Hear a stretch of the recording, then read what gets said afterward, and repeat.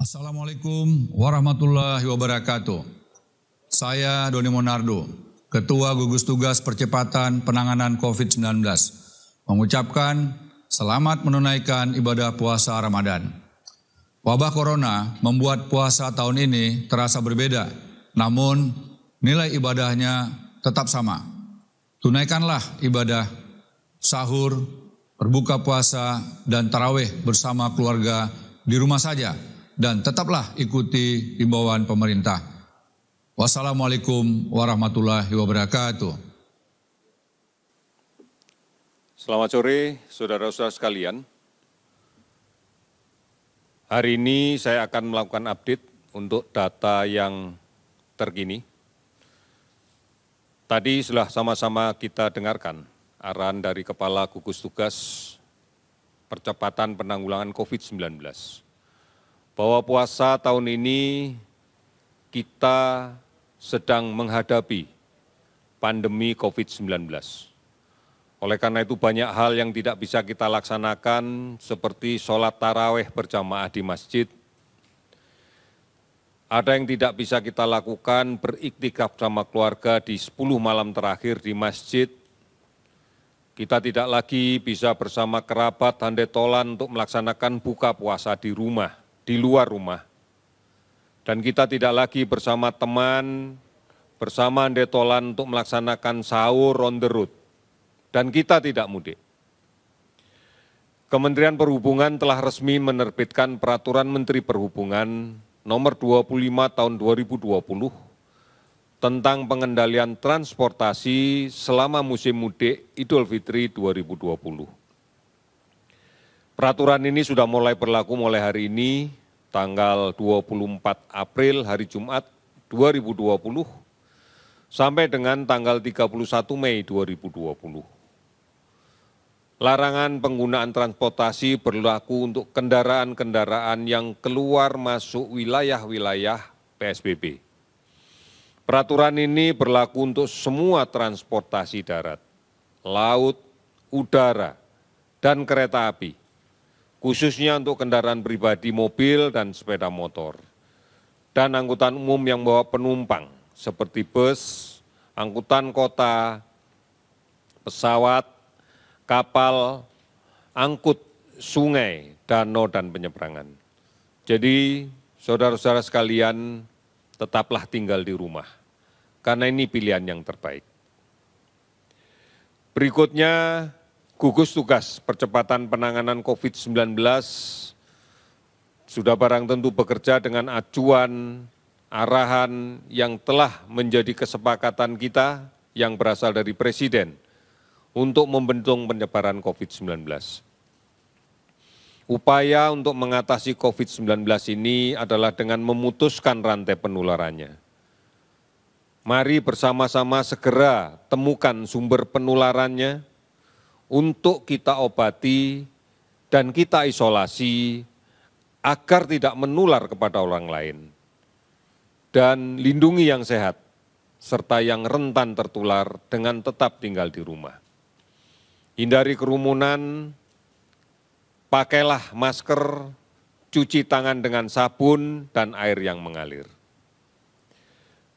Ada beberapa hal yang perlu kita pedomani terkait langkah-langkah untuk menentukan dan menemukan sumber penularan. Di antaranya adalah yang pertama, lakukan pemantauan pada setiap orang yang memiliki riwayat bepergian dari daerah epicenter, baik luar negeri atau wilayah-wilayah di dalam negeri.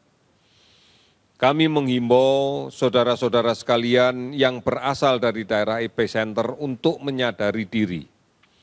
Meskipun tidak ada keluhan sakit apapun, atau keluhan-keluhan sakit yang ringan, seperti batuk, ringan, demam yang tidak terlalu tinggi, tetap harus menyadari diri. Karena ini berpotensi untuk membawa virus ini. Oleh karena itu lakukan isolasi diri selama 14 hari dengan tetap tinggal di rumah. Dan gunakan masker serta menjaga jarak.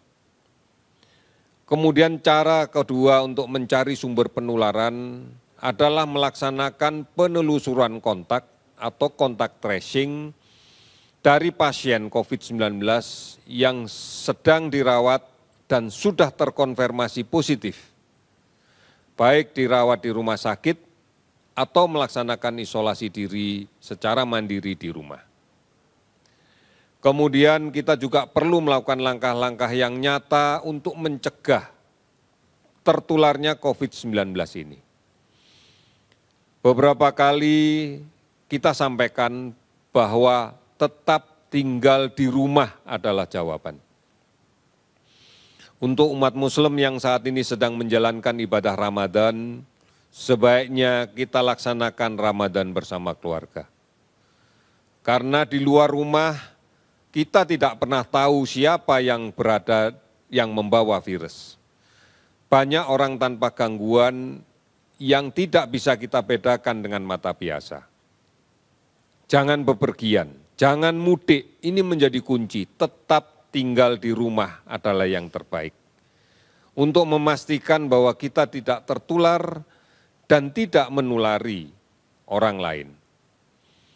Karena kita yakin bahwa perjalanan kita tidak aman, akan sangat mungkin kita bertemu atau terpaksa kontak dekat dengan orang lain tanpa gejala, atau orang dengan gejala yang sangat ringan saat berada di kendaraan umum, saat berada di terminal, saat berada di stasiun kereta, saat berada di rest area di jalan tol, atau di toilet umum sepanjang perjalanan. Bahkan mungkin kita sendiri yang membawa virus tanpa gejala atau dengan gejala yang ringan yang kita dapatkan karena kita berasal dari daerah yang terjangkit COVID-19. Ini akan berpotensi menular ke keluarga kita di kampung halaman.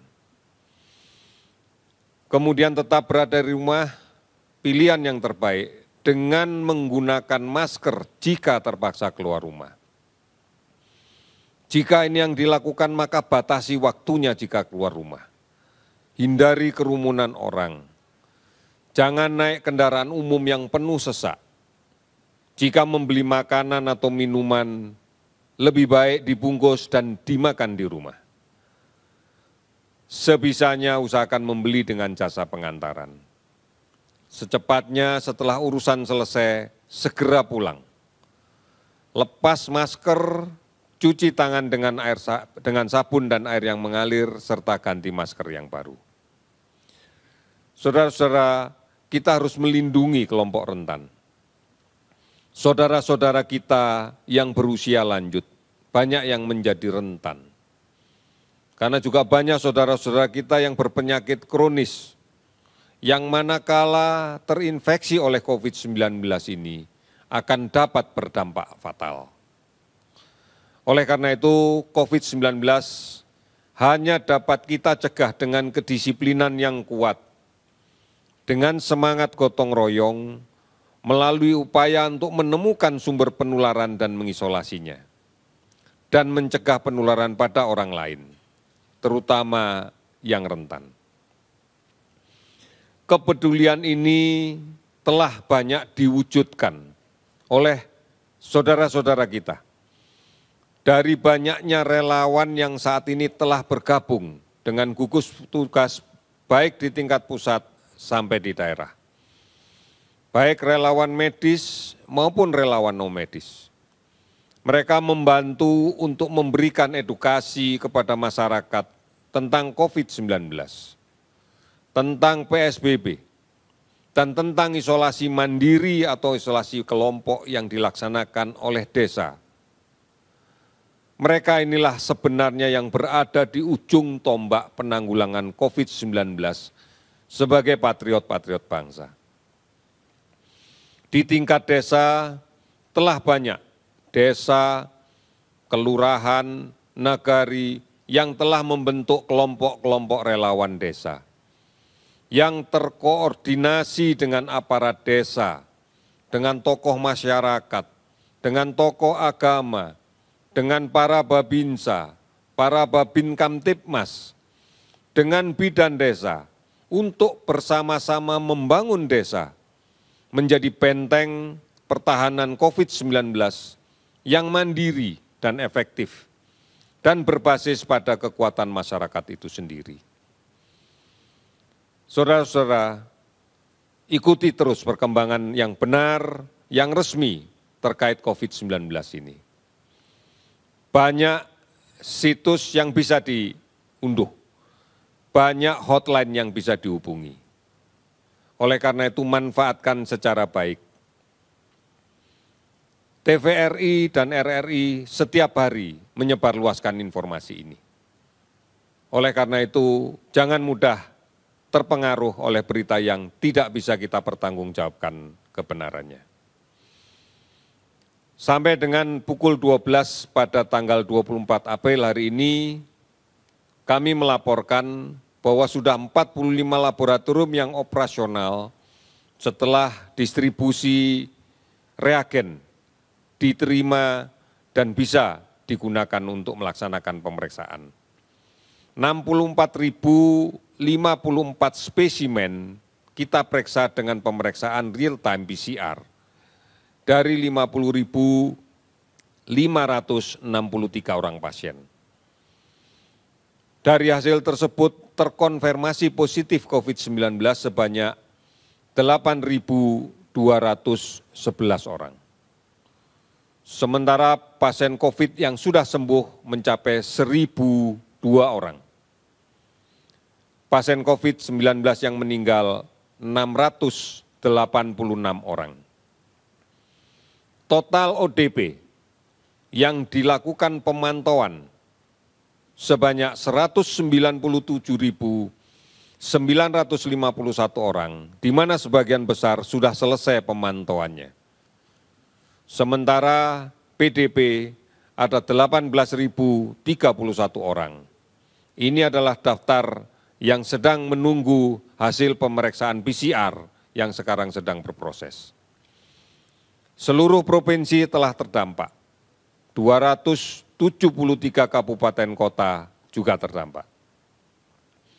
Kalau kita perhatikan sebaran pasien sembuh, DKI Jakarta 327, Jawa Timur 128 orang, Jawa Barat 90 orang, Sulawesi Selatan 81 orang, Jawa Tengah 58 orang, dan dari semua provinsi totalnya adalah 1.002 pasien sembuh. Penambahan itu didapatkan dari kasus positif yang terkonfirmasi hari ini adalah 436 orang, sehingga total menjadi 8.211 orang. 42 pasien sembuh sehingga total menjadi 1.002 orang. Dan 42 meninggal total menjadi 689 orang. Saudara-saudara, keberhasilan membendung penularan COVID-19 akan sangat mempengaruhi beban layanan rumah sakit. Kita sadari apabila semakin banyak yang sakit dan dirawat di rumah sakit, maka beban ini akan menjadi semakin berat untuk kita. Baik dalam rangka menurunkan jumlah yang sakit, ataupun yang dapat berdampak meninggal karena COVID-19. Mari bersama-sama kita lakukan upaya untuk meningkatkan imunitas diri agar tidak terserang COVID-19 ini. Sabar dan tenang, istirahat yang cukup dan teratur, tidak panik. Jaga jarak, pakai masker, cuci tangan pakai sabun dengan air yang mengalir. Mari bergotong royong, mulai dari pusat sampai ke RT, SW, RW, sampai ke keluarga. Tetap di rumah. Waspadai betul bahwa situasi saat ini kita berhadapan dengan demam berdarah. Oleh karena itu, lakukan pemberantasan sarang nyamuk bersama keluarga di rumah. Kita bisa melakukan ini. Karena itu mari menjadi teladan untuk menyelamatkan keluarga kita. Bersama keluarga kita, mari kita selamatkan keluarga kita. Karena ini akan berkontribusi dalam menyelamatkan lingkungan kita. bersama seluruh tetangga kita. Dan inilah yang nantinya akan mampu mengendalikan COVID-19 ini dengan baik dan bisa menyelamatkan bangsa ini. Mari bersamaan dengan bulan Ramadan ini tetap di rumah, Ramadan bersama keluarga, panjatkan doa yang tulus kepada Tuhan Yang Maha Esa agar kita segera terbebas dari penyakit ini. Kita pasti bisa. Terima kasih. Selamat sore.